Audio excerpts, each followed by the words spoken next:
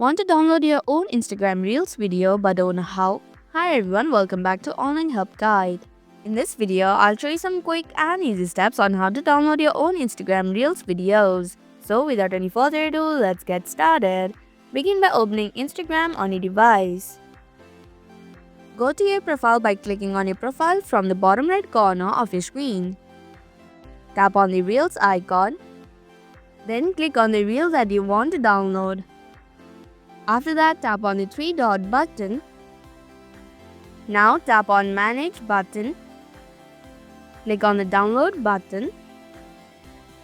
If you still want to download the reel without the audio, tap on the Download button. And that's how you can download your own Instagram Reels videos. Thank you for watching Online Help Guide. Hope this video was helpful. If it was, then hit the like button and comment down if you have any questions or feedback. Also, if you're new to our channel, subscribe and hit the bell icon so that you don't miss upcoming videos.